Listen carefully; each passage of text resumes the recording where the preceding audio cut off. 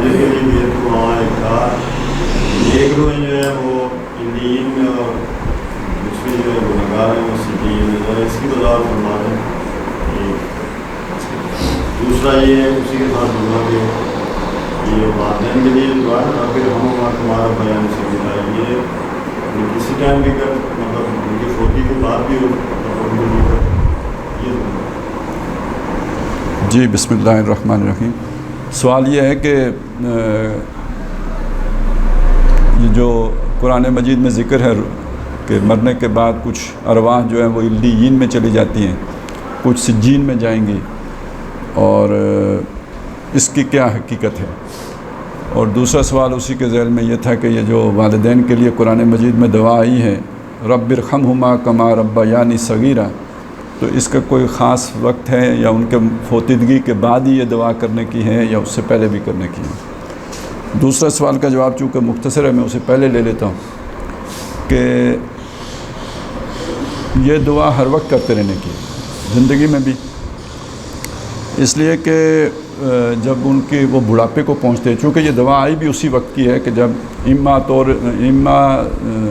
यबलुगन्ना क्या है जी वक़ज़ा रब्बुका अल्ला ताबुदू इल्ला इय्या व बिल वालिदैन इहसाना इम्मा यबलुगन्ना अहदुहुमा औ किलाहुमा इम्मा यबलुगन्ना इंदकल किबरा, तुम्हारे पास वो पहुँच जाएं किबर को, अहदुहुमा उनमें से एक, औ किलाहुमा या दोनों, तो उस यानी जब वो बुढ़ापे को पहुँच जाएं उस वक्त की ये दुआ यानी ख़ुद कुरान मजीद ने वाज़ेह कर दी है। वजह उसकी क्या है?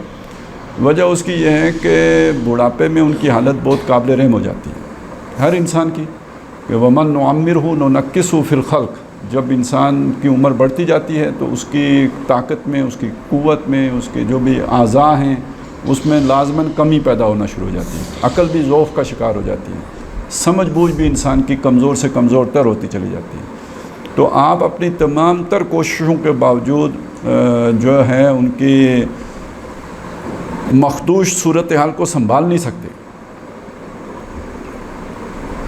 और जितना भी संभाल लें तो उनके ज़हनी सुकून का बायस इसलिए नहीं बन सकते कि वो उनको एक बहुत बड़ा ये है कि वो किसी पर डिपेंडेंट हो गए हैं। अब इसका क्या आप इलाज करेंगे? जो बंदा अपने काम खुद कर सकता है, खुददार आदमी, वो किसी दूसरे से अपने काम करवाना पसंद नहीं करता, तो बेशक औलाद ही अगर काम कर रही हो और यहाँ तक कि उन्हें वाशरूम में ले जाना भी यानी वो उस पर भी डिपेंडेंट हो गए हों, तो बहरहाल वो खुश तो ज़िंदगी पर नहीं होते, वो एक तकलीफ़देह ज़िंदगी बसर कर रहे होते हैं। तो लिहाजा तमाम तर खिदमत के साथ साथ अल्लाह से ये दुआ करना कि अल्लाह इन पर रहम फरमा, और उस तरह जैसे कि इन्होंने मुझ पर बचपन में रहम किया था, तो ये दुआ करने के अंदर दो चीज़ें, एक तो ये कि अल्लाह ताला उन पर रहम फरमाए, दूसरा इसके अंदर एक अपील है जो हम कर तो अल्लाह से रहें लेकिन समझा अपने आप को रहें। वो ये है कि इन्होंने हमें बचपन में कितनी तरद्दुद से, मेहनत से, मशक्क़त से पाला, तो अब अगर इनकी किसी वजह से कभी तबीयत में कोई बेजारी पैदा हो रही है या उलझन पैदा हो रही है या कोई वो होता है इंसान एक रिएक्शन का शिकार हो रहा है, तो वो वक्त साथ याद कराया जा रहा है। तो ये कुरान मजीद का अपना एक अंदाज़ है नसीहत का, तालीम का, तलकीन का, कि दुआ अल्लाह से की जा रही है तो बात एक कॉन्सेप्ट है जो आपको ख़ुद समझ में आ रहा है, गैर शऊरी तौर पर आपके अंदर बैठ रहा है। तो एक तो ये बहरहाल बात यही है कि ये ज़िंदगी में भी मांगी जा सकती है, मरने के बाद तो खैर बिल्कुल ही ख़ास हो गई बात कि सबको अल्लाह की रहमत की ज़रूरत है तो वालिदैन को भी ज़रूरत है, लेकिन उससे पहले भी ज़िंदगी में भी करते रहना चाहिए। अच्छा, अब आ जाएँ वो इल्लियीन और सिज्जीयीन का मतलब। कुरान मजीद में सूरह मुतफ़्फ़िफ़ीन में इसका ज़िक्र है 30वें पारे में, और इल्लियीन और सिज्जीन, और उसे कुरान मजीद ने जो कहा वो ये कि ये दो दफातर हैं, रिकॉर्ड रूम्स कह लें जी, जहाँ पे तमाम इन जो फौत शुदगान हैं उनका रिकॉर्ड है वहाँ पे। वो यानी मुख्तसर तरीन जो वहाँ पे ताबीर की गई है वो ये है, किताबुम मालूम, वो किताब, वो एक किताब है, किताब तो किसको कहेंगे, लिखी हुई शय, तो यानी उससे यही मुराद ले सकते हैं आपके एक रिकॉर्ड है। लेकिन बाज़ रवायात जो जैसे अहादीस में बाज़ चीज़ें आई हैं उससे पता चलता है कि वहाँ इंसानी अरवाह है, सिर्फ रिकॉर्ड यानी अमालनामे ही नहीं है, بلکہ وہاں پہ انسانی ارواح بھی وہیں پہ جاتی ہیں، علیین میں جاتی ہیں یا سجین میں جاتی ہیں۔ اس کو سمجھنے کے لیے پہلے ایک اصولی بات سمجھ لیجئے۔ اصولی بات یہ ہے کہ جو بھی خبریں قرآن میں ہیں یا حدیث میں ہیں غیب کی چیزوں کے بارے میں، وہ ساری متشابہات میں آتی ہیں۔ یہ تو ہم نے پڑھا نا، قرآن مجید میں یہ آیت موجود ہے کہ اللہ تعالیٰ نے قرآن نازل کیا اور اس میں فیہ آیات محکمات ہن ام الکتاب، اس میں پکی آیتیں بھی ہیں، پکی آیتیں جن کا مفہوم بہت واضح ہے، جن کا اطلاق، جن پر ان آیات کا اطلاق ہو رہا ہے وہ باتیں بہت کلیئر ہیں، ان میں کوئی ابہام نہیں ہے، ان کے کوئی دو معنی نہیں ہے۔ تو محکمات ہن ام الکتاب، اصل کتاب تو وہ ہیں، وَأُخَرُ متشابہات، اس کے علاوہ بھی کچھ آیتیں ہیں جو متشابہات ہیں۔ متشابہات کا مطلب کیا ہے؟ ملتی جلتی معنی بھی کیا گیا ہے، اور اصل میں معنی اس کا یہ کہ جس کے ایک سے زائد مفہوم ممکن ہے۔ تو ایک سے زائد مفہوم اس چیز کے ہوتے ہیں کہ جس کے بارے میں جس کی کوئی پریکٹیکل شیپ آپ کے سامنے موجود، فزیکل شیپ آپ کے سامنے موجود نہ ہو۔ اچھا اب میں اس کو ایک مثال سے سمجھاؤں۔ آپ نے مینار پاکستان نہیں دیکھا، فوٹو بھی نہیں دیکھا بدقسمتی سے، آپ کو کسی نے بتایا کہ مینار پاکستان بنا ہوا ہے لاہور میں، وہ ایسا ایسا ایسا ہے، آپ کے ذہن میں ایک تصور بیٹھ گیا، 10 آدمیوں کے سامنے آپ نے وہ ایک ہی بات بیان کی ہے۔ ضروری نہیں ہے کہ 10 کے 10 کا ایک جیسا تصور بنا ہو، 10 مختلف تصور بھی بن سکتے ہیں، لیکن جب آپ اس مینار پاکستان کو دیکھ لیں گے تو اس کے بعد اس کا تصور ایک ہی رہے گا، سب نے ایک ہی مینار پاکستان دیکھا ہے۔ تو جب دیکھنے کے بعد اس کا تصور محکم ہو گیا ہے، دیکھنے سے پہلے اس کا تصور متشابہ تھا، آپ کے ذہن میں کچھ اور خیال آیا وہی چیزیں، وہی الفاظ سن کر، میرے ذہن میں کوئی اور خیال آیا وہی الفاظ سن کر۔ تو چونکہ آخرت کی تمام خبریں ہیں وہ ہیں جو کسی نے بھی ابھی وہ کچھ دیکھا نہیں۔ منکر نکیر کیسے ہوتے ہیں بھائی؟ مونچھوں والے ہوتے ہیں یا بغیر مونچھوں کے ہوتے ہیں؟ داڑھی ہوتی ہے یا نہیں ہوتی ہے؟ کیا ابھی تو ہر ایک اپنی سوچ کے مطابق ان کا تصور بنا لے گا۔ کسی کی ڈراؤنی سی تصویر ہوگی کسی کے ذہن میں، کسی کی بہت ہی ڈراؤنی ہوگی، کسی کی کم ڈراؤنی ہوگی، لیکن یہ کہ ہر آدمی نے منکر نکیر کا اپنا ایک تصور سوچا ہوا ہوگا۔ کیوں کہ اس کی کوئی فزیکل شیپ ہمارے سامنے موجود نہیں ہے۔ قبر کی جتنی بھی باتیں آپ کو احادیث میں بتائی گئی ہیں، قرآن مجید میں آئی ہیں، آخرت کی جتنی باتیں، فرشتے کی، حوروں کی، ٹھیک ہے، جنت کی نعمتوں کی، یہ سب متشابہات میں سے ہیں۔ ان کی حقیقی صورت کیا ہوگی دیکھ کے معلوم ہوگا، آج ہم ان کی حقیقی صورت کا اندازہ نہیں لگا سکتے، وہاں کی زندگی کا بھی آپ اندازہ نہیں لگا سکتے۔ قرآن نے کہا یہ کہ شہید زندہ ہیں، وَلَا تَقُولُوا لِمَنْ يُقْتَلُ فِي سَبِيلِ اللَّهِ أَمْوَاتٌ، جو اللہ کی راہ میں قتل کر دیا جائے اسے مردہ مت سمجھو، بل احیاء، زندہ ہیں۔ اب کیسے زندہ ہیں؟ وَلَٰكِن لَا تَشْعُرُونَ، تمہیں اس کا شعور نہیں ہے۔ سورہ آل عمران میں اس کو اور بھی کھولا ہے کہ وَلَا تَحْسَبَنَّ الَّذِينَ قُتِلُوا فِي سَبِيلِ اللَّهِ أَمْوَاتًا، جو اللہ کی راہ میں قتل کیے گئے انہیں ہرگز یہ نہ سمجھو کہ وہ مردہ ہیں، بل احیاء، زندہ ہیں، عند ربہم یرزقون، اپنے رب کے پاس رزق کھا پی رہے ہیں۔ اب یہ کھا پی رہے ہیں، کیا کھا پی رہے ہیں، کیسے کھا پی رہے ہیں، کس طرح زندہ، یہ آج وَلَٰكِن لَا تَشْعُرُونَ، تمہیں اس کا شعور نہیں ہے، تمہیں اس کا، ہمیں ایک اجمالاً ہمارا یقین ہے، جب رب نے فرما دیا یوں ہے تو ہے، لیکن کیسے ہے ہم کریکٹلی نہیں جانتے کہ کیسے ہے، ایگزیکٹلی نہیں جانتے کہ کیسے ہے، تو یہ متشابہ ہو گیا۔ تو یہ میں نے اتنی تمہید اس لیے باندھی ہے کہ علیین یا سجین کے بارے میں جب آپ پوچھیں گے تو میں جو بتا رہا ہوں تو یہ سارا متشابہات کی فیلڈ ہے، اس کے بارے میں کوئی حتمی بات اور بالکل دو ٹوک بات اور کیٹیگوریکل بات نہیں کی جا سکتی۔ پہلی بات تو یہ ہے۔ اب یہاں سے اس کے بعد بعض مضامین اس کے اندر وہ آتے ہیں کہ جو اب ظاہر ہے ایک آدمی کی سوچ اور طرح سے ہو جائے گی، دوسرے کی اور طرح سے ہو جائے گی، تو وہ پھر ان چیزوں میں بحث مباحثے کی بہت گنجائش ہوتی ہے۔ اب یہی وجہ ہے نا کہ دیکھیں ہمارے ہاں ایک دیوبندیوں کے اندر 2 مکتب فکر بن گئے کہ بھئی نبی زندہ ہے، دوسرے نے کہا نہیں زندہ ہے۔ تو اب حالانکہ ایک ہی مسلک ہے لیکن اس معاملے میں حیاتی اور مماتی پتہ نہیں آپ کو پتہ ہے یا نہیں، یعنی 2 خیال بن گئے۔ تو اتنا بڑا وہ ان کے درمیان بھی بہت دور تک بات چلی جاتی ہے، بعض جو ان میں انتہا پسند ہیں ایک دوسرے پر کفر کا فتویٰ بھی لگا دیتے ہیں۔ تو اس لیے یہ ذرا فیلڈ تھوڑی سی خطرناک ہے، لیکن آپ نے سوال پوچھا ہے تو میں چند چیزیں آپ کے سامنے رکھتا ہوں۔ اب سب سے پہلی بات ہے قبر، بات یہاں سے شروع کریں نا۔ ہمارے تصور میں بندہ قبر میں ہے، قرآن مجید نے کہا علیین اور سجین میں ہے۔ اب اس کی ایک بڑی آسان تشریح ہے۔ آسان تشریح یہ ہے کہ یہ جو مر گیا ہے، اس کا یہ جو جسم ہے یہ تو قبر میں ہے، ٹھیک ہے، اور جو اس کی روح ہے جو نکال کے فرشتہ لے گیا، توفتہ رسلنا وہم لا یفرطون، اس کو پورا لے لیتے ہیں ہمارے رسول اور کمی نہیں چھوڑتے۔ تو یعنی جو اس کے اندر تھا خیال، روح تو ہے ہی ہے، وہ نکال لیتا ہے، شعور بھی لے لیا ہے، کیونکہ یادداشت ساری اس کے ساتھ جڑی ہوئی ہے، حافظہ اور شعور، یہ چیزوں کے ساتھ وہ فرشتہ نکال کے اسے لے گیا، اور اسے جا کے جو ان دو مقامات میں سے کوئی ایک اس کا مقام تھا علیین یا سجین، اس میں پہنچا دیا۔ اب یہ علیین یا سجین کیا ہیں؟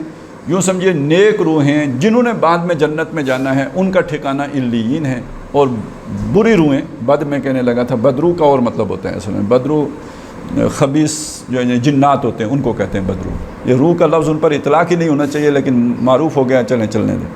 تو وہ جو گناہگار لوگ ہیں، ان کی یادداشت، ان کا شعور اور ان کی روح وہ سجین، قید خانہ جو ہے اس میں رکھی جاتی ہے۔ یہ تو بہت آسان عام فہم تشریح ہو گئی کہ ارواح اوپر چلی گئیں اور جسم یہاں چلا گیا۔ لیکن اب اس کے ساتھ بہت سارے مسئلے اور کھڑے ہو جاتے ہیں۔ مثلاً یہ کہ جی وہ مردے اس کو دفنانے کے بعد لوگ واپس نہیں جا رہے ہوتے، مگر اس کی روح واپس آتی ہے اور وہ ان کی چاپ سنتا ہے، ان کے واپس جانے کی پاؤں کی جو آواز ہے وہ مردے کو سنائی دیتی ہے۔ پھر اسی طرح یعنی قبر کا عذاب کا جو ذکر آتا ہے، تو یہ پورا ایک کافی مطلب گنجلک سا صورتحال ساری بن جاتی ہے۔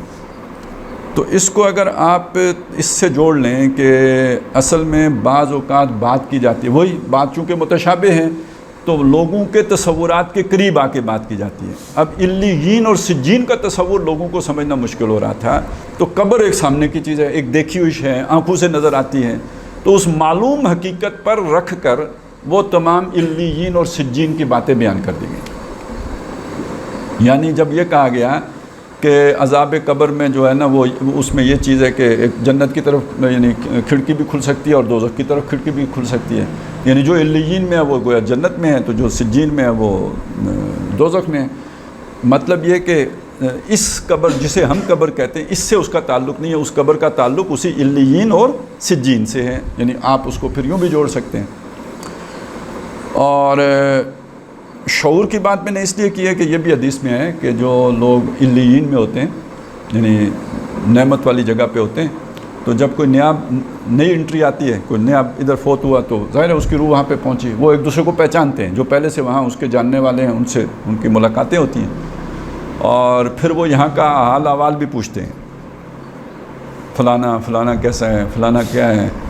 تو پھر کسی کا نام آتا ہے تو وہ کہتے ہیں یار وہ وہاں سے تو چلا آیا تھا، یہاں نہیں آیا، وہ کہتے ہیں یار ادھر تو نہیں آیا، وہ کہتے ہیں اتنا عرصہ ہو گیا وہاں سے، اچھا اس کا مطلب ہے وہ ادھر چلا گیا۔ تو گویا پورا تھاٹ پروسیس بھی ہے، شعور بھی ہے، سارا کہ نہیں وہ کوئی بالکل جسے کہتے ہیں نا نابود ہونے کی یا سوتے ہونے کی کیفیت نہیں ہے، بلکہ آپس میں بات چیت کی کیفیت بھی ہے۔ تو اگر ہم اس تصور کو یوں سمجھ لیں علیین اور سجین کے ساتھ جوڑ کے، تو پھر قبر سے متعلقہ جتنی بھی روایات ہیں ان کے ساتھ جوڑ لیں تو تصور واضح ہو جاتا ہے۔ لیکن پھر میری آخری بات جو پہلی تھی اسے پھر آخر میں بھی رکھتا ہوں، یہ ساری چیزیں متشابہات میں سے ہیں، ان کا یقینی علم جو ہے وہ ابھی ہمیں حاصل نہیں ہے۔ ہم اجمالاً ان تمام معلومات پر ایمان رکھتے ہیں کہ بھئی مرنے کے بعد اور حشر سے پہلے قبر میں سزا بھی ہے اور قبر میں نعمتیں بھی ہیں، اور قبر سے مراد ہماری سمجھ میں وہ آتی ہے وہ علیین اور سجین والی بات، کوئی اور بھی ہو سکتا ہے تصور، چونکہ وہ اتنی کلیئرٹی اس میں نہیں ہے، لہذا یہ دونوں باتیں ان کا امکان رہے گا۔ اور باقی اس پہ ایک اشکال یا ایک سوال یہ کھڑا کیا جاتا ہے کہ یار حساب کتاب تو آخرت میں ہونا ہے، وہ تو ابھی یعنی عدالت نے ابھی فیصلہ ہی نہیں کیا تو جزا سزا پہلے شروع ہو گئی، یہ کیا چکر؟ ایک عقلی جو ہے نا وہ بعض لوگ یہ مسئلہ اٹھاتے ہیں۔ تو اس کا ایک جواب تو یہ ہے کہ دیکھیں یہ صرف احادیث میں عذاب قبر کا ذکر نہیں آیا، قرآن مجید میں بھی اس کے اشارات موجود ہیں۔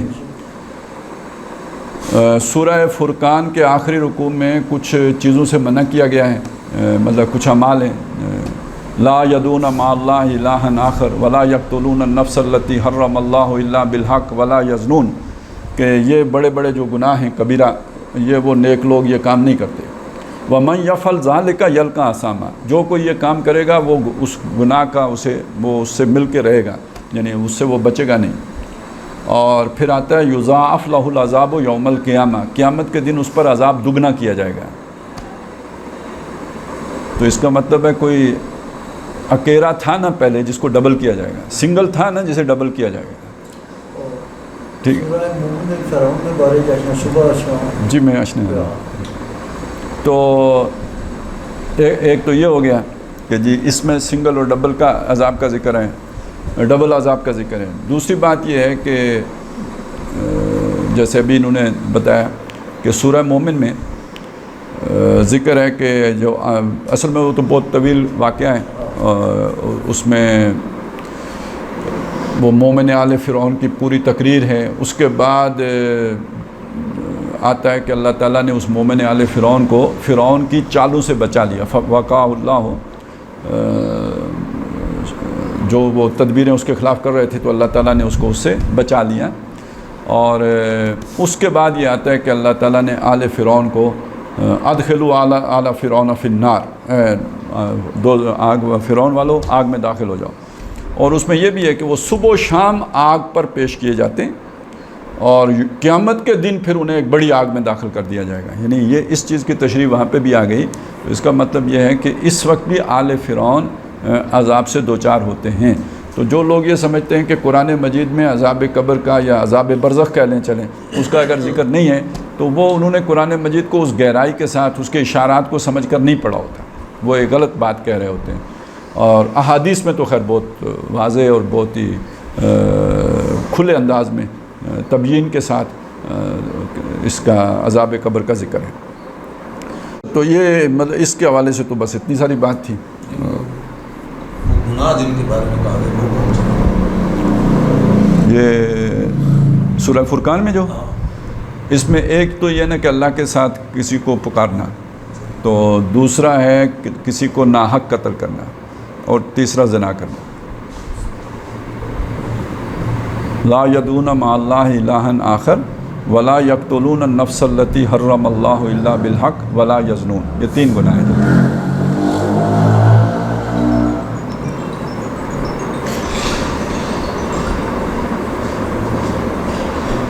جی بھائی، آج کل جو ہمارے یہاں فلڈ آئے ہیں نا، جی جی کچھ طبقہ ایسا جو کہتا ہے کہ یہ فلڈ آتی ہے اس وجہ سے امکان کی وجہ سے، جی جی، ہم یہ بھی دیکھتے ہیں کہ اگر تو مینجمنٹ اچھی ہو تو ان فلڈ کو اوائڈ کیا جائے۔ جی جی، موبائل کی دنیا میں بہت زیادہ فلڈ آتے ہیں، سارے نیچرل ڈیزاسٹر آتے ہیں، جی جی، کلائمیٹ چینج کے نام بھی وہ اوائڈ نہیں کرتے ہیں، جانی نقصان ہے۔ جی جی، لیکن ہمارے یہاں ایک روایت بنی ہوئی ہے کہ بھائی مس مینجمنٹ کو سائڈ پہ رکھ کے بس یہ بتا دیا جاتا ہے کہ عوام بہت زیادہ گناہ کاری کو جو غریب مار رہے تھے بس ٹھیک ہے، اور اشافیہ کو کچھ بھی نہیں ہو رہا۔ جی جی، وہ ایک سائڈ پہ بیٹھی ہوئی ہے تو وہ یہ چیز بار بار بتاتی ہے کہ یہ عذاب ہے، تو اس پہ تھوڑا سا ہمیں ریلیٹ کر دیں کہ کیا یہ واقعی سچ میں عذاب ہے یا تو یہ پھر مس مینجمنٹ ہے ہم لوگوں کا۔ اچھا دیکھیں، یہ جو چیزیں ہیں نا یہ دو سطحوں پہ سمجھا کریں ہمیشہ۔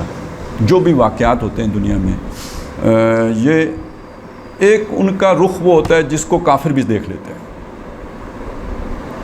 وہ رخ ہوتا ہے کاز اینڈ افیکٹ کا رخ۔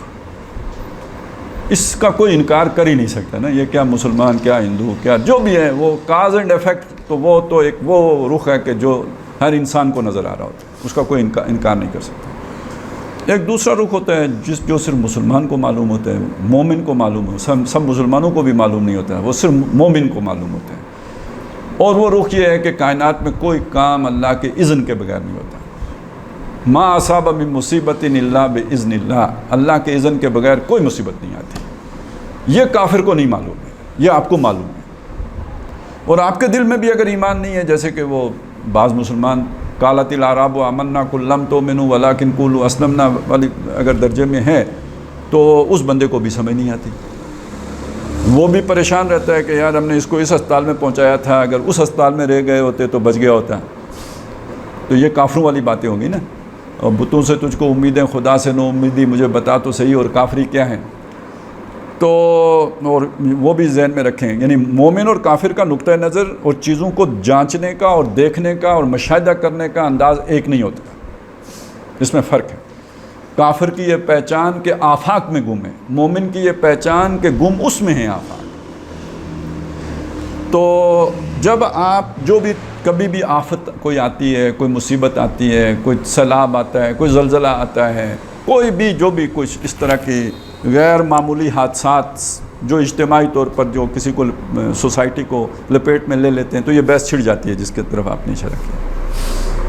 تو اس میں ایک سطح تو وہی ہے کہ جس کو آپ نے بتایا کہ جی وہ مس مینجمنٹ ہے. اس پہ تو کسی کو وہ نہیں ہے کہ بھئی ہماری مس مینجمنٹ کی وجہ سے بارشیں زیادہ ہو گئی ہیں، وہ تو اللہ. بلکہ اب تو خیر اس پر بھی سوال کھڑے ہو گئے ہیں کہ یہ انسانوں کی کوتاہیاں ہیں کہ جن کی وجہ سے کلائمیٹ چینج ہوا ہے تو اس کی وجہ سے سیلاب آ گئے. یار یہ سیلاب پہلے بھی آتے تھے، کلائمیٹ چینج سے پہلے سیلاب نہیں آتے تھے. حادثات پہلے بھی ہوتے تھے. مطلب یمن میں سیلاب آیا، پوری قوم میں جو تھی نا وہ سبا وہ ختم ہو گئی. نوح علیہ السلام کے دور میں سیلاب آیا. پھر یہ کہ مکے میں سیلاب آیا. یہ جو خانہ کعبہ جو بنایا تھا ابراہیم علیہ السلام نے، یہ دوبارہ بنایا تھا. آدم علیہ السلام نے پہلے بنایا تھا، وہ سیلاب ہی میں بہہ گیا تھا. یہ یرفع ابراہیم القواعد من البیت واسم، بیت تھا وہاں پہ، اس کے قواعد موجود تھے جن پر سے ابراہیم علیہ السلام نے اسے اٹھایا تھا. اوپر کی عمارت سیلاب بہا کے لے گیا تھا، چونکہ وادی تھی کسی زمانے میں، سیلاب آیا تو وہ لے گیا. تو یہ نہیں ہے کہ یہ سیلاب صرف کلائمیٹ چینج سے آتے ہیں، یہ پہلے بھی آتے ہیں. کلاؤڈ برسٹ پہلے بھی ہوتے تھے. تو یعنی اس کے ساتھ تو جوڑنا اس کو مناسب نہیں ہے. یعنی وہ تو بارشیں تو چلیں قدرت نے برسائیں، ٹھیک ہو گیا جی، اس کو ہم اعتماد کر لیتے ہیں. اب آگے جو مس مینجمنٹ کا جو بھی ہے، ایک آدمی نے جا کے، مس مینجمنٹ صرف گورنمنٹ ہی نہیں کرتی، لوگوں کا اپنا بھی مسئلہ ہے. مثلا میں آپ کو بتاؤں کہ اب یہاں پہ ایک علاقہ ہے جس جو پرانی لینڈ سلائڈ تھی، یہ ہمارے لوگ جانتے ہیں اس کو، پرانی لینڈ سلائڈ ہے. اب کچھ عرصے سے بارشیں کم ہوئیں تو وہاں پہ وہ سلائڈنگ رک گئی. ادھر جا کے میں نے گھر بنا لیا ہے. اس وقت میں نے نہیں سوچا کہ یہ جگہ پہلے سے جو ہے نا سلائڈڈ ایریا ہے، یہ جب بھی بارشیں ہوں گی تو یہ میرا گھر زمین میں بیٹھے گا. اب جب وہ ہو گیا تو وہ حکومت کا قصور ہے یا میں نے خود جا کے تو مطلب اس میں گھسا ہوں. اب سیلاب جو خاص طور پہ بحرین میں اب جو آیا نا، وہ ایک مسجد بھی بہہ گئی، ایک ہوٹل بھی، وہ سارے کدھر بنے ہوئے تھے؟ دریا کے اندر. ٹھیک ہے. ابھی یہاں ہمارے یہاں نیلم پوائنٹ ہے، وہ حادثے ہوتے رہتے ہیں وہاں پہ. تو وہ اب وہ وہاں پہ کس نے جا کے تو یعنی یہ سارے پانی کی گزرگاہیں ہیں. یہ ہماری مسجدیں جیسے ہوتی ہیں نا، عام نمازی ایک صف کی مسجد ہوتی، مطلب وہ فجر کی نماز میں ایک صف بھی پوری نہیں ہوتی. مسجد اتنی بڑی بناتے ہیں کیوں؟ بھائی جمعے کے دن زیادہ لوگ آئیں گے. مسجد ہم بناتے ہیں جمعے یا عید کی حاضری کو سامنے رکھ کر. پڑھنے والے آتے ہیں کتنی نمازیں، وہ ایک صف بھی یا آدھی صف ہوتی ہے. اسی طرح یہ نالوں کا حساب ہے. یہ عام دنوں میں وہ ہماری ایک صف کی طرح بہتے رہتے ہیں. جیسے ہماری عید ہوتی ہے تو سارے نمازی سیلاب لے کے آ جاتے ہیں، ایسے ہی پھر پانی بھی وادیاں بھر کے آ جاتا ہے. تو آپ کو میں نے جیسے مسجد آپ نے بڑی بنا لی عید کے حساب سے، تو اس دریا کے بہاؤ کے حساب سے اپنا فاصلہ بھی تو رکھنا چاہیے نا، گھر اتنا دور بنائیں. تو جب 7 سال یا 8 سال جو ہے نا عید نہیں ہوتی، یعنی سیلاب نہیں آتا، تو پھر ہم سمجھتے ہیں کہ اب کبھی بھی نہیں آئے گا، جا کے ادھر اندر گھس جاتے ہیں. اور اکثر و بیشتر قبضہ گروپ ہوتا ہے، ادھر مفت ملتی ہے. یہ نالا لئی کے پاس بھی جا کے دیکھیں تو یہی کچھ ہوتا ہے. اب ایک تو مس مینجمنٹ یہ بھی تو ہے نا، صرف گورنمنٹ ہی کی تو نہیں. اس کے بعد آگے جی گورنمنٹ یقیناً ان کی بھی وہ ہوتی ہے، مطلب بر وقت انہوں نے متنبع نہیں کیا ہوتا. ان کے پاس محکمے ہیں، وہ پہلے بتا دیتے ہیں. یعنی یہ تقریباً 6 مہینے پہلے سے خبریں آنی شروع ہو گئی تھی کہ اس سال فلڈ آئیں گے. تو اب تو بلکہ نجومی بھی جو ہے نا وہ ان سے جو ہے محکمہ موسمیات سے خبریں لے کے تو اس کے بعد نجومی والی پیشن گوئی کرتے ہیں. تو اس لیے یہ کہ سیلابوں کی خبریں تو آ رہی تھیں، حکومت سوئی رہی، اور رجیم چینج کے چکر میں ایک دوسرے کے ساتھ جو ہے نا وہ ان چکروں میں پڑے رہے. ویسے ہمارے ہاں اتنے وسائل بھی نہیں ہیں کہ آپ کیا کر لیں گے. پبلک ایجوکیشن بھی نہیں ہے، آپ انہیں بتائیں بھی تو وہ لوگ کہتے ہیں اللہ خیر کرے سی. وہ ہمارے جو ہے نا ایک جنرل ایم ایچ انصاری صاحب تھے، وہ کہتے ہیں ایک بندے کا جو ہے نا یہ شتیر جو ہے نا وہ نیچے آ گیا ہوا تھا، لف گیا تھا. اسے کسی نے توجہ دلائی کہ یہ کسی دن ٹوٹ جائے گا. اس نے کہا نہیں، یہ جو ہے نا اللہ خیر کرے گا. پھر ایک دن ٹوٹ گیا، نیچے بچے سوئے ہوئے تھے، ان پہ گرا، بچہ مر گیا. اس نے کہا اللہ کی مرضی. تو اس حد تک تو بات بالکل ٹھیک ہے کہ یہاں تک تو بالکل اس میں کوئی شک نہیں ہے کہ انسانی قصور، انسانی کوتاہی، اس پر صرف ان کو ہی نہیں، یعنی حکومت کی جو ذمہ داریاں تھیں ان کا بھی کمیشن بن کے اس کا بھی تعین ہونا چاہیے، لیکن ان سے بھی پوچھنا چاہیے کہ بھائی آپ خودکشی کرنے یہاں آ کے بیٹھے کیوں تھے؟ آپ کو کس نے یہ تعمیر کرنے کی اجازت دی تھی؟ یہ میں نے سنا ہے کہ چیف صاحب نے کوئی گئے ہیں بحرین کے دورے پہ، تو انہوں نے کہا یار جنہوں نے یہ اجازت دی تھی نا، ذرا ان کا پتہ کرو نا، انہوں نے اجازت کیوں دی تھی؟ یہاں ہوٹل بنانے کی اجازت دی تھی یا مسجد، تو کیوں دی تھی؟ تو اس طرح کی اگر چیزیں ہوں گی اور ہونی چاہیے، اس سے نہیں بھاگنا چاہیے. لیکن یہ کہ اس کے ساتھ ساتھ دوسری طرف یہ بات کہ اللہ اگر نہ چاہتا تو یہ نہ ہوتا. بطور مسلمان ہمیں اس پر ضرور جو ہے نا وہ یقین رکھنا چاہیے. اب یہ کیوں ہوتا ہے؟ اللہ کیوں چاہتا ہے؟ اللہ خود کہتا ہے میں لوگوں پر ظلم نہیں کرتا. ان اللہ لا یظلم الناس شیئا ولکن الناس انفسهم یظلمون. لوگ اپنی جانوں پر خود ظلم کرتے ہیں. یہ بھی اللہ تعالیٰ فرماتا ہے وما اصابکم من مصیبت فبما کسبت ایدیکم. جو بھی تم پر مصیبت آتی ہے تمہارے ہاتھوں کے نتیجے میں، تمہارے کیے کے نتیجے میں آتی ہے. یعنی اللہ ظلم نہیں کرتا، تم نے کچھ الٹا کیا ہوتا ہے جس کے نتیجے میں یہ آتی ہے. تو اب اس کا ایک معنی تو وہ بھی لے سکتے ہیں نا جو پہلے کے ساتھ، کہ تم نے جا کے ادھر غلط جگہ پہ ہوٹل بنایا ہوتا ہے تو تب وہ مصیبت آتی ہے. ایک یہ معنی بھی لے سکتے ہیں. لیکن ایک دوسرا معنی بھی ہے کہ تم نے کسی پہ ظلم کیا ہوتا ہے جس کے کفارہ پھر یوں ادا ہوتا ہے. تم نے کوئی غلطی، کوئی بغاوت، کوئی نافرمانی کچھ کیا ہوتا ہے جس کے بدلے میں یہ ہو رہا ہوتا ہے. اچھا یہ جو ہے یہ کامل سزا نہیں ہوتی، یہ پوری سزا نہیں ہوتی، بلکہ یہ سزا ہی نہیں ہوتی، یہ رحمت ہوتی ہے. اب میں آپ کو یہ سمجھاتا ہوں یہ کیا ہوتا ہے. قرآن مجید میں یہ بھی ہے وَلَنُذِيقَنَّهُم مِّنَ الْعَذَابِ الْأَدْنَىٰ دُونَ الْعَذَابِ الْأَكْبَرِ.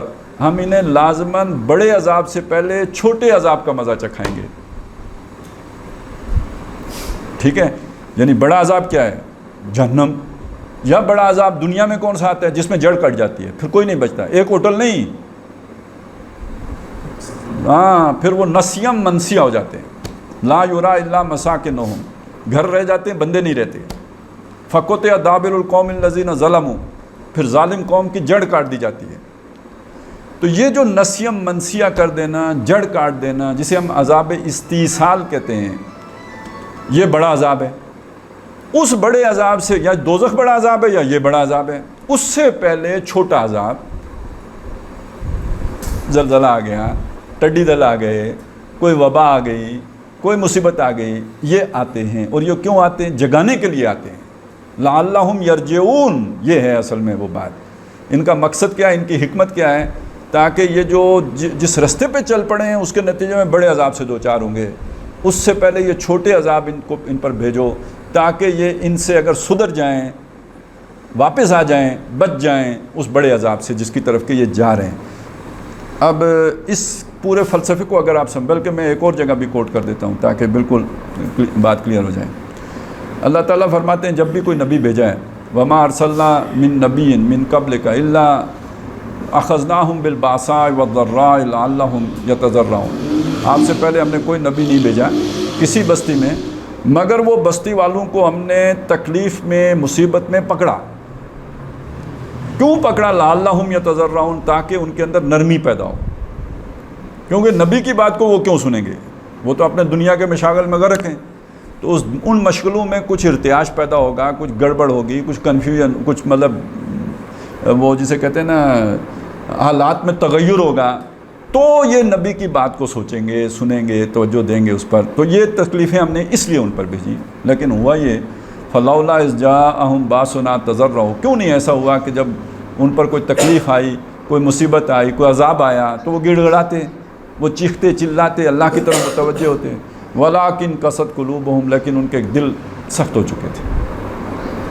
ان چھوٹے عذابوں سے ان دلوں کے اندر کوئی نرمی پیدا نہیں ہوئی. وَزَيَّنَ لَهُمُ الشَّيْطَانُ مَا كَانُوا يَعْمَلُونَ، تو جو شیطان نے ان کو جو کر رہے تھے نا وہ مزین کر کے دکھا دیا، یعنی فلسفے گڑھ لیے انہوں نے. کوئی نہیں، ہوتا ہے کبھی اچھے برے دن آتے ہیں، خوشی غم لگے رہتے ہیں، یہ کوئی خاص مسئلہ نہیں ہے، کوئی اللہ کی ناراضگی نہیں ہے، نیچرل فینامنا ہے. تو اس طرح کر کے انہوں نے اپنا نبی کی بات کی طرف توجہ نہیں دی، بلکہ یہ بھی آتا ہے کہ نبی، یہ جو آتی ہے نا یہ مصیبتیں، ان کو نبی کی طرف منسوب کر دیا کہ تمہاری نحوست کی وجہ سے یہ سارا کچھ ہو رہا ہے. پہلے نہیں ہوتا تھا، اب جب سے تم آئے ہو اور آ کے تم نے ہمارے معبودوں کے خلاف باتیں کرنا شروع کی ہیں تب سے یہ ہونا شروع ہوا ہے. سورہ یاسین میں جو آتا ہے نا کہ ہم نے تمہیں سخت منحوس پایا ہے، تو وہ یہ چیز ہوتی تھی کہ جب وہ نبی آتے یہ مصیبتیں آتی. مصیبتیں اس لیے آتی تاکہ ان کے کان کھلیں، آنکھیں کھلیں، لیکن وہ اس کی تعبیر یہ بتا دیتے اپنی عوام کو جو ملاء القوم ہوتے تھے کہ یار یہ جب سے یہ آئے ہیں تب سے یہ کام شروع ہوا ہے. تو چونکہ یہ ہمارے بزرگوں کو برا کہتے ہیں تو یہ اس کا بدلہ ہے جو اس وقت آ رہا ہے. تو ہمارے اس دور، چونکہ یہ ہمارا سائنٹیفک دور ہے، اس دور میں آ کے ہر شے کی سائنٹیفک تعبیر کر کے تو کہہ دیا جاتا ہے کہ خیر ہے، کوئی نہیں، یہ ڈرنے کی بات نہیں ہے. اس میں ایک بات یہ بھی ہے کہ اگر اللہ کی سزا ہے تو غریبوں پر کیوں ہے، امیروں پر کیوں نہیں ہے، جیسے آپ نے اپنے سوال میں بھی بات کی ہے. تو اب اگر میں نے جو تفصیل آپ کے سامنے رکھی ہے اس کی روشنی میں دیکھیں تو غریبوں پر، یعنی اس کا ایک معنی تو یہ ہوتا ہے لعلہم یتضرعون، ایک معنی اور بھی ہوتا ہے، وہ یہ ہوتا ہے لیوزیک الذی بعض ما عملوا، تاکہ وہ اپنے بعض اعمال کی سزا یہیں پہ پا لیں. جس کا مطلب ہے کہ یہ مصیبت ان کے لیے ان کے گناہ کا کفارہ بن جاتی ہے. اب ان سے آخرت میں پوچھ گچھ نہیں ہونی ہے اس کہ اللہ تعالیٰ نے ان کا وہ گناہ اس مصیبت کے ذریعے سے جھاڑ دیا ہے. اس طرح اس مضمون کی روایات بھی مل جاتی ہیں کہ مومن کو کانٹا بھی نہیں چبھتا مگر اس کے بدلے میں اسے کوئی اجر ملتا ہے، یا اس کا کوئی گناہ جڑتا ہے. بخار آتا ہے تو اس سے گناہ جڑتے ہیں. تو اتنی بڑی مصیبت آئے گی تو کیوں نہیں اس کے گناہ جڑیں گے. تو جس شخص کو دنیا میں تکلیفیں دے کر اللہ تعالیٰ صاف کر کے اپنے پاس لے کے آتا ہے تو اس سے اللہ راضی ہے یا ناراض ہے؟ سمجھ گئے نا. تو دوسری طرف یہ بھی ہے کہ قرآن مجید بھی یہ بات کہتا ہے، احادیث میں بھی یہ بات ہے کہ جن سے اللہ ناراض ہو جاتے ہیں ان کو پھر کھلی چھٹی دے دیتا ہے. چنانچہ اس وہیں جہاں پہ یہ آتا ہے نا کہ وَزَيَّنَ لَهُمُ الشَّيْطَانُ مَا كَانُوا يَعْمَلُونَ، اس سے اگلی آیت یہ ہے فَلَمَّا نَسُوا مَا ذُكِّرُوا بِهِ، جب انہوں نے پرواہ نہیں کی اس کی کہ جس کے ذریعے سے انہیں سمجھایا گیا تھا. اب سمجھانا نبی بھی سمجھا رہا ہے، یہ جو مصیبتیں آ رہی ہیں یہ بھی سمجھانے کے لیے آئی ہیں. انہوں نے اس پر بہر قانون سنا، توجہ ہی نہیں دی. فَلَمَّا نَسُوا مَا ذُكِّرُوا بِهِ فَتَحْنَا عَلَيْهِمْ أَبْوَابَ كُلِّ شَيْءٍ، ہم نے ان پر ہر شے کے دروازے کھول دیے. تو اشرافیہ پر ہر شے کے دروازے کھلے ہوئے ہیں، غریب پر ہر شے کے دروازے بند ہیں. اب یہ جو ساری بات آپ کے سامنے آئی تو اللہ کی مہربانی کس پر ہے؟ غریب پر ہے کہ جس کے گناہ جھاڑ رہا ہے، دور کر رہا ہے، اور امیر کو مگن رکھنے کے لیے دروازے سارے کھولے ہیں. راضی ہو کر نہیں کھولیں، ناراض ہو کر کھولیں کہ ادھر تم گم رہو، اپنی دولت کے سرور میں مبتلا رہو، انہی عیاشیوں میں پڑے رہو اور تمہیں ہوش اب نہیں آئے گی. فتحنا علیہم ابواب کل شیء حتی اذا فرحوا بما اوتوا، یہاں تک کہ جب اترانے لگے اس پر جو انہیں دیا گیا. پھولے نہیں سمانا جائے، بڑے مگن ہو جانا، جو ان کو ملا ہوا تھا اس پہ جب مگن ہو گئے اخذناہم بغتۃ، ہم نے انہیں اچانک پکڑا. یہ جو اچانک پکڑ ہے نا، جب آپ خوشحال ہیں، سوچ ہی نہیں ہے، اور پکڑ وہ والی ہے کہ اب آپ کی بچت نہیں ہے، بس جڑ کٹے گی. اخذناہم بغتۃ فاذا ہم مبلسون، تو ڈپریشن کی وہ حالت کے جس میں بندہ اٹھ بھی سکتا، یہ مبلسون. تو وہ لوگ کے جو یہ کہتے ہیں اس ایکسٹریم پہ جاتے ہیں کہ وہ پھولے نہیں سماتے اور خوشی میں مگن ہوتے ہیں، وہ جب مایوس ہوتے ہیں تو مایوس کی وہ جو کنڈولم ہے اس درجے میں اس دوسری سائڈ پہ جاتے ہیں، وہ بالکل بجھ کے رہ جاتے ہیں. فیضا ہوں مبلسون. تو یہ بڑا عذاب ہے، یہ جڑ کٹنے والا عذاب ہے. جن پر صرف جڑ کٹنے والا عذاب آئے، پہلے چھوٹے عذاب نہ آئیں، وہ نالائق ہیں کہ جن سے اللہ راضی نہیں ہے، جن سے اللہ ناراض ہے، جن کو اب اللہ تعالیٰ ہدایت دینے کا اس نے کوئی سوچا ہی نہیں، چھوڑ دیا سوچا.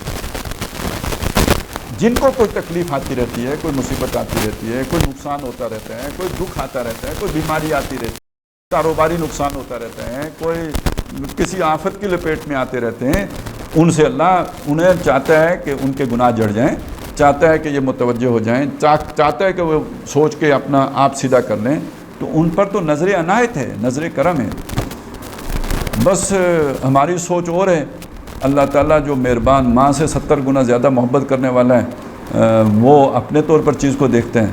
جگر وہ تو سراپا محبت ہی محبت ہیں, مگر ان کی محبت صاف پہچانی نہیں جاتی.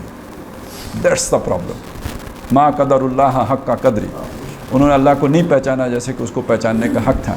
بیدک الخیر, تیرے ہاتھ میں خیر ہی خیر ہے. تو انسان کے لیے اللہ تعالیٰ جو ہے نا اپنے بندوں کے لیے شر نہیں کرتا ہے. جو بھی تکلیف آتی ہے وہ بھلائی کے لیے ہی آتی ہے. واللہ یعلم وانتم لا تعلمون, اللہ جانتا ہے تم نہیں جانتے. تم ایک شے کو اپنے حق میں بہتر سمجھ رہے ہوتے ہو, اس میں تمہارے لیے نقصان ہوتا ہے, اور ایک شے کو تم اپنے لیے نقصان دہ سمجھ رہے ہوتے ہو, اس میں تمہارے لیے خیر ہوتا ہے.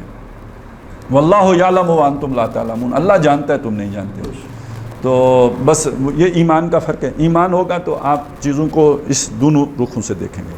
اس کا یہ مطلب نہیں ہے اس دوسری بات کا کہ چونکہ میرا مطلب نقصان ہو گیا تو اب یہ نقصان چونکہ اللہ کی طرف سے ہوا ہے تو جس بندے کے ذریعے سے وہ نقصان مجھے پہنچا ہے وہ بری و ذمہ ہے. نہ, اس کا یہ مطلب یہ پھر ایک اور غلطی ہو جائے گی. مثلا ایک تو یہ چلے سیلاب آ گیا, یہ بھی تو ہو سکتا ہے نا کہ کسی نے پانی ہی میری طرف موڑ دیا ہو, ٹھیک ہے نا. کسی خورشید شاہ نے جو ہے نا اپنی زمینیں بچانے کے لیے میری سائیڈ والے بند توڑ دیے ہوں, تو اب مصیبت تو اللہ ہی نے لائی تھی, موڑی تو میری طرف آپ نے ہے. تو اس میں ایک میری اپنی قلبی سیٹسفیکشن کے لیے تو یہی ہے کہ اگر اللہ نہ چاہتا تو خورشید شاہ بھی نہیں توڑ سکتا تھا, لیکن یہ میری سیٹسفیکشن کا درجہ ہے. جب ہم آئیں گے اس سطح پر جو شریعت کی سطح ہے, اس میں پھر خورشید شاہ چارج اپ ہوگا, کمیشن کے سامنے کھڑا ہوگا. آخرت میں, دنیا میں نہیں تو آخرت میں محاسبہ ہوگا کہ تم نے کیوں اس طرف کیا. تم کوئی وہ کیا خضر تو نہیں تھے نا کہ جس کو چاہو مار دو, جس کی کشتی توڑ دو. تمہارے اوپر تو موسیٰ کی شریعت کا اطلاق ہوگا, کیوں توڑی کشتی, کیوں مارا بچہ.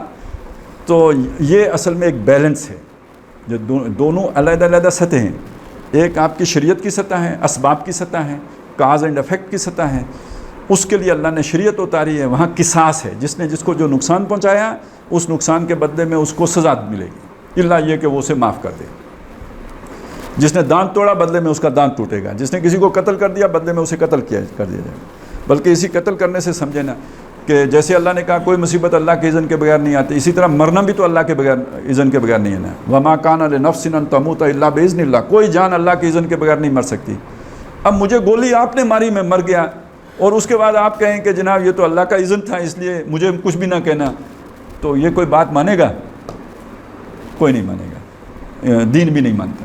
وہ بھی کہتا ہے وہ تکوین کی سطح ہے, اس سطح پر وہی بات ہے. یہ تشریع کی سطح ہے, یہاں قانون کا اطلاق ہوگا, جس نے جس کو مارا وہ قتل کیا جائے گا.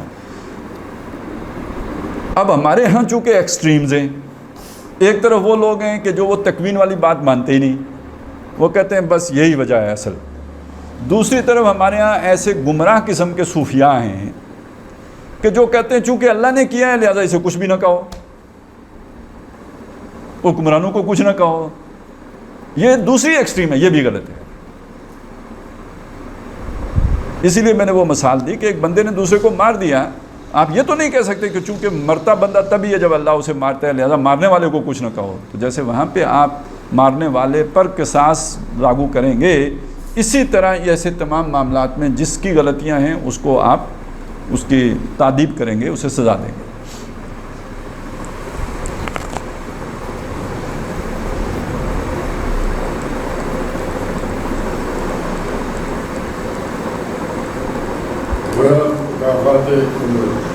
جی, مکافات عمل یعنی اس آدمی کے لیے کہ جس نے کوئی ایسی غلطی کی ہو تو جو اللہ کی طرف سے اس طرح کی آتی ہیں آفتیں, وہ مکافات عمل ہوتے ہیں.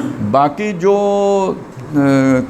کسی نے کسی کو گزن پہنچائی ہو اور اس کے نتیجے میں جو اسے سزا ملتی, ایک وہ سزا ہے جو اللہ دے گا, وہ مکافات عمل ہوگا. ایک یہ ہے کہ آپ نے اس پر جرم ثابت کر کے اس نے فرض کریں چوری کیا تو ہاتھ کاٹا ہے, یا اس نے کسی کو قتل کیا تو بدلے میں اسے قتل کیا ہے، تو یہ تو شریعت کا یعنی قصاص ہے نا، یہ قصاص ہے۔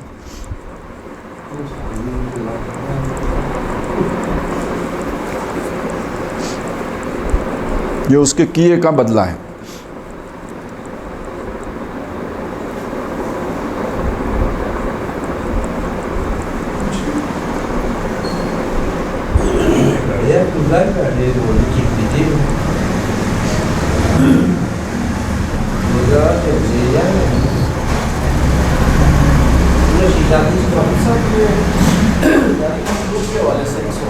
جی جی جی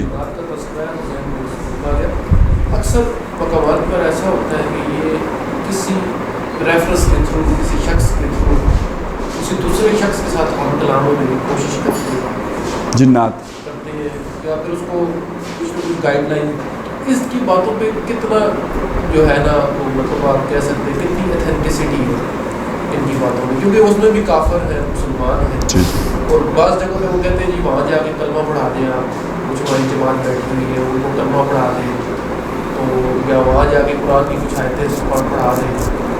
تو میں آپ کو اس میں موٹی موٹی چند باتیں بتا دیتا ہوں۔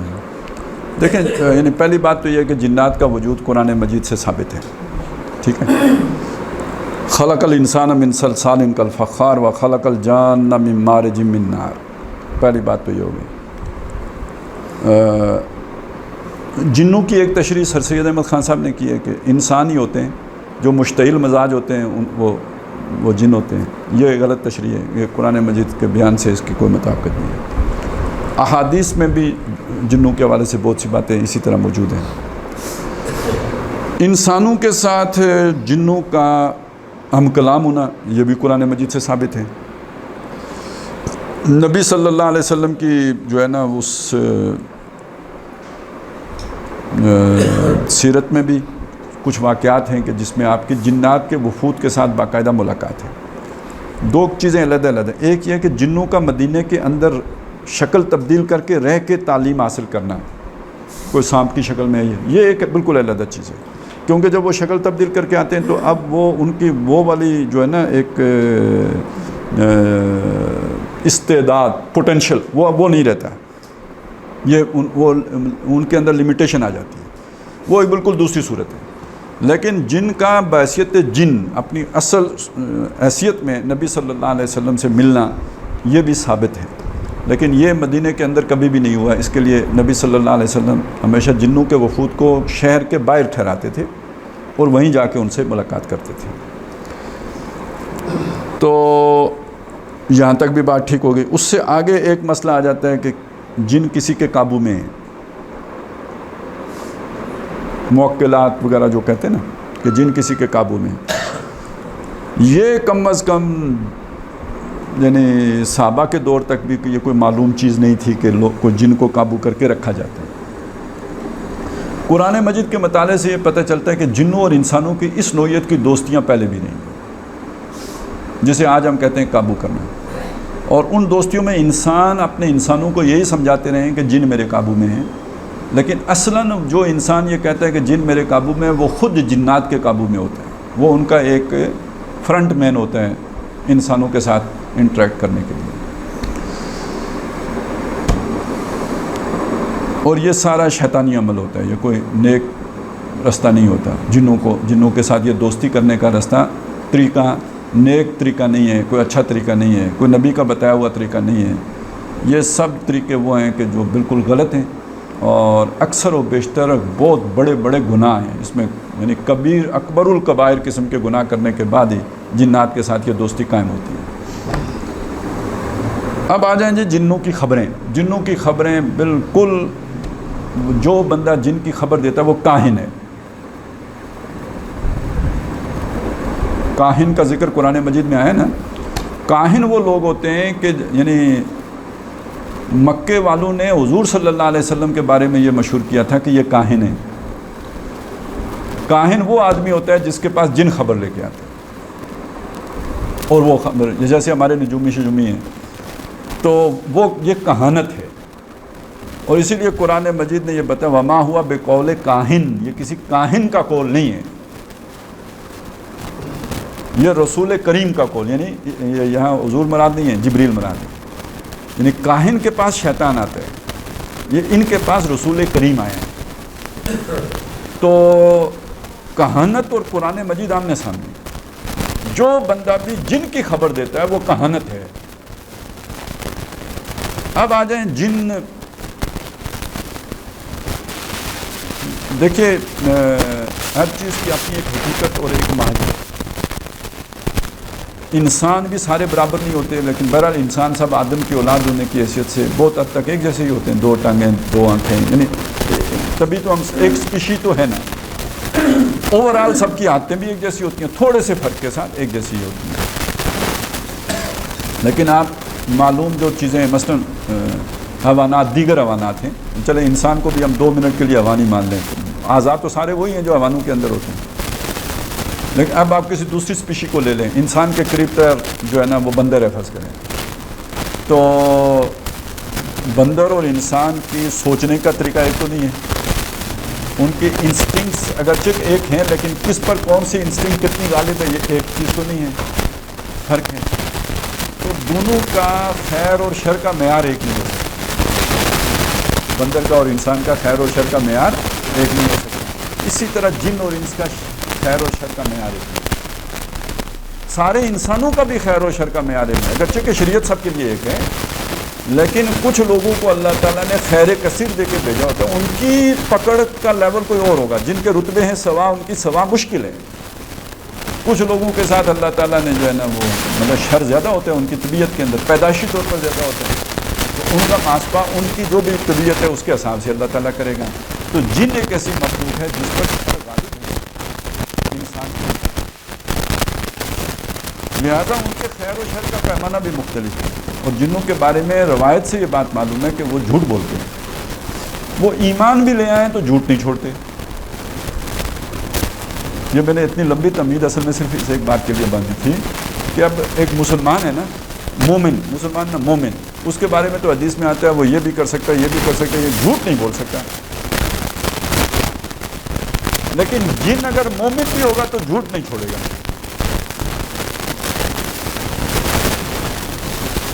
تو جو جھوٹ نہیں چھوڑ سکتا اس کی خبر پر آپ کیسے یقین کر سکتے ہیں؟ تو کبھی بھی جن کی خبر، یا جو بندہ یہ خبر دے کہ مجھے جن نے یہ بات بتائی ہے، اس پر کبھی یقین نہیں. دھوکے باز اس قدر ہوتے ہیں کہ میں آپ اندازہ لگائیں کہ وہ ابو جہل کو لے کے آ گیا کہ چلو میں بھی تمہارے ساتھ، وہ ایک قبیلے کے چیف کی شکل بنا کے آ گیا شیطان، آ کے این کڑکی میں پھنسا کے وہ ادھر آ کے کہتا ہے کہ میں تو واپس جا رہا ہوں. ٹھیک ہے نا، یہاں وہاں سے واپس ہو گیا بڑے آرام سے. سورہ حشر میں تو صاف بتایا نا کہ کمثل الشیطان اذ قال للانسان اکفر، جب وہ کہتا ہے انسان کو کہ کفر کر، شیطان مشورہ دیتا ہے کفر کر لو، کو الٹا کام سکھاتا ہے اسے، وہ کر لیتا ہے اسے. فلما کفرا، جب وہ یہ کام کر لیتا ہے، قال انی بریء منک، اسی وقت کہتا ہے میرا تیرا کوئی تعلق نہیں، انی اخاف اللہ، میں تو اللہ سے ڈرتا ہوں. تو یعنی ہم کسی انسان کے بارے میں یوں سوچ بھی نہیں سکتے، لیکن دیکھیے وہ یوں کرتا ہے. اس لیے اپنے پر نہ قیاس کیجئے کہ جن ویسے سوچتے ہیں یا اس طرح بیہیو کرتے ہیں جس طرح کہ ہم کرتے ہیں. نہیں، جنوں کی اپنا ایک عادتیں ہیں، اپنا ان کی ایک وہ ہے جو بناوٹ ہے جس پہ وہ بنائے، خلقت ہے، لہٰذا ان پر اعتماد کبھی بھی نہیں کرنا چاہیے، جن کی خبر کو ماننا ہی نہیں چاہیے. یہ جو ہوتا ہے نا، یہ جو وہ انہوں نے تعویذ نکال لی ہے، تو یہ سب نہ وہ ہنسی کھیل کر رہے ہوتے ہیں ہمارے سامنے. اور یہ جو علاج معالجہ بھی آج کل جنوں نے شروع کیا ہوا ہے، بہت سارے لوگ ایسے ہیں کہ وہ کہتے ہیں کہ جی ہمارے پاس جن ہے، اور جن سرجن مطلب وہ آرٹ پیشنٹ بھی دیکھتے ہیں، آرٹ سرجریاں کرتے ہیں. ویسے دلچسپ بات یہ ہے کہ وہ جو باغ میں ایک شخص تھے نا، باغ کے قریب، ہمارے یہاں بھی بہت سے لوگ وہاں پہ گئے ہیں ان کے پاس جا کے، تو اللہ تعالیٰ نشانیاں اپنی دکھاتا ہے. وہ بندہ ابھی کوئی 6 مہینے پہلے اس کو ہارٹ پرابلم ہو گئی، اس کو خود. جب اسے پرابلم ہو گئی تو اب وہ کیا کرے. مجھے پہلے خبر ملی تھی کہ بھائی اس نے جا کے کراچی میں آپریشن کرایا ہے. ابھی پچھلے دنوں میں جا رہا تھا کوالا کی طرف, تو یہاں پہ سڑک بند تھی, وہ کارپیٹنگ کر رہے تھے, تو وہاں ایک بندہ مجھے دیکھ کے تو ملنے کے لیے آ گیا. وہ باغ کا تھا, وہ وکیل تھا, وہ مظفر آباد جا رہا تھا, تو وہ راستے بند تھے, وہ میرے ساتھ بیٹھ گیا. باتوں کافی ٹائم, اب اس نے بھی گزارنا تھا, میں نے بھی گزارنا تھا. اس نے بتایا یار وہ میری برادری کا ہے, میرا پڑوسی ہے, اور میں نے ہی اس کو بھیجا تھا کراچی, کیونکہ وہ کہتا تھا یہاں اگر میں نے کرایا تو یہ تو سارا مسئلہ بن جائے گا. میں نے کہا چل تیرا کاروبار بھی چلتا رہے, تو کراچی چلا جا. لیکن وہاں بھی وہ کسی نے دیکھ لیا, فوٹو لگائی اس کی, آج کل سوشل میڈیا کا دور ہے, وہ آ گئی. تو اس کا اپنا تو یہ ہوا. لیکن میں یہ کہتا ہوں کہ یہ دیکھیں, ممکن ہے کہ جن آپ کا علاج کرے اور اچھا علاج کرے, اس بات کا بالکل امکان ہے. کیوں کہ یہ بہت سارے واقعات لوگوں نے لکھے ہیں کہ جنات جو ہے نا مدرسوں میں پڑھنے آتے ہیں, مسجد نبوی میں بھی آتے تھے, مدینے کے بارے میں بھی ہے کہ وہاں پہ وہ شکلیں تبدیل کر کے رہتے تھے. اب آپ سوچیں کہ کوئی میڈیکل کالج میں جن گھس جائے, اسے کون نکالے گا؟ اسے تو کوئی فیس دینے کی ضرورت نہیں ہے, وہ تو مرضی جس کالج میں جا کے پڑھ لے. ہمیں تو پھر کہیں داخلہ لینا پڑے گا پاکستان میں, یہ وہ تو جا کے امریکہ میں پڑھے نا, جن کو کون روکے گا؟ اس کے بعد جناب وہ تجربہ حاصل کرنے کے لیے جس آپریشن تھیٹر میں گھس جائے, جن کو تو کوئی نہیں روک سکتا ہے. لہٰذا اگر اچھا, ان کی عمریں بھی بہت زیادہ ہوتی ہیں. ہمارا ایک بندہ قابل ہوا, اتنے میں 60 سال ہو گیا, 10 سال اور تجربات کیے, مر گیا. جن اگر 400 سال 600 سال 800 سال جیتا ہے تو اس کا تجربہ کتنا وسیع و عریض ہوگا. تو اس لیے اگر وہ کوئی سرجری کرتا ہے یا یہ وہ, تو مطلب عین ممکن ہے کہ کر لے. لیکن میرے ایمان کا تقاضا یہ ہے کہ میں کسی ایسے بندے کے پاس بالکل نہ جاؤں کہ جو جن کے ذریعے سے علاج کرتا ہوں. اور آخری زمانے کے فتنوں میں سے یہ ایک بہت بڑا فتنہ ہے, یہ جو علاج معالجہ جب جنات شروع کریں گے تو اس کا جو اینڈ ہے نا وہ دجال ہے. دجال کے بارے میں یہ باتیں حدیث میں آئی ہیں کہ جو پیدائشی اندھا ہوگا اس کو بھی وہ ٹھیک کر دے گا. اب میڈیکل سائنس یہاں پہنچ چکی ہے, کوڑی کو ٹھیک کر دے گا, بندے کو پورا کاٹ کے علیحدہ علیحدہ کر کے پھر جوڑے گا. اب آپریشن میں یہ نہیں ہو رہا, وہ دل کتنا نازک شے ہے, اس کو کھول کے وہ اپنے وہ بادشاہ سیدھے کر کے گھڑی ساز کی طرح تو پھر ادھر رکھ کے پھر چلا دیتے ہیں. تو یعنی میڈیکل سائنس وہاں پہنچ چکی, تو یہی کام جنات شروع کر دیں اور وہ کنیکٹڈ ہوں دجال کے ساتھ. تو یہ ایک آزمائش. انسان کا یہ کرنا یہ چونکہ اسباب کے دائرے کے اندر ہے, اس کی اجازت ہے. جن کا یہ کرنا چونکہ وہ غیب میں ہے, وہ ہماری نگاہوں کے سامنے ہے, اس سے اس طرح کی مدد لینا یہ شرک. استمداد بالغیب, مدد ہمیشہ اللہ سے لینی چاہیے, لیکن اسباب کی سطح پہ دنیا میں انسانوں سے مدد لی جا سکتی ہے. لیکن وہ چیز جو غیب میں ہے, فرشتہ ہی ہے, نیک چیز ہے, اس سے بھی آپ مدد نہیں مانگ سکتے. تو جن سے کیسے مدد مانگ سکتے ہیں؟ تو جن سے اس طرح کی ڈیمانڈ ہی کرنا کہ وہ تعویذ نکال کے لے آؤ, یا یہ ڈیمانڈ کرنا کہ میرے لیے پانی کا گلاس لے آؤ, یا یہ تقاضا کرنا کہ جن میرا فلانا کام کر دے, یہ فی نفس ہی غلط بات ہے. کیونکہ جن تو ایک غیب کی چیز ہے. جیسے آپ فرشتے سے یہ تقاضا نہیں کر سکتے, ایسے ہی جن سے بھی نہیں کر سکتے.